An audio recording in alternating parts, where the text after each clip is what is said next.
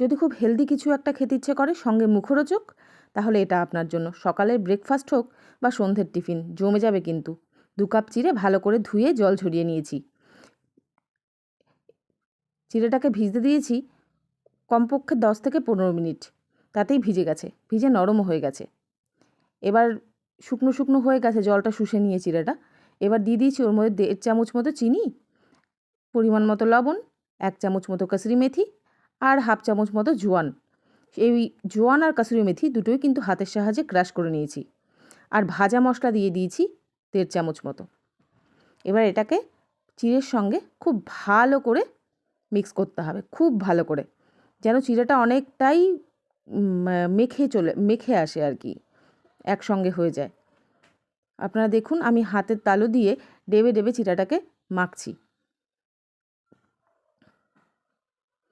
দিয়ে দিয়েছি 1.5 কাপ মতো আটা। আমি আটা নিয়েছি, আপনারা চাইলে ময়দা নিতেই পারেন, কোনো অসুবিধা নেই। এবার এটাকে ভালো করে চিড়ের সঙ্গে মিক্স করব।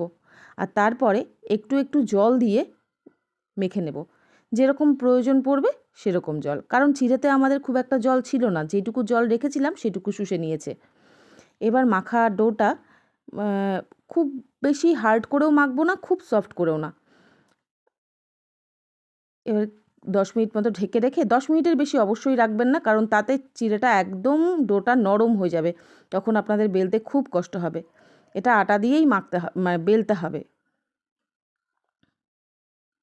আর দেখুন ধারগুলো কিন্তু রুটি বা ময়দা দিয়ে মাখা কোনো কোনো রুটি লুচির মতো কিন্তু সমান হচ্ছে না, ধারগুলো কীরকম অসমান হচ্ছে।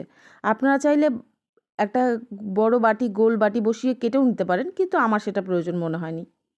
এবার ফ্রাইং প্যান গরম করে দিয়ে দিলাম, দুপাশ উল্টে পাল্টে ভেজে 1 চামচ মতো দিয়ে দিলাম তেল।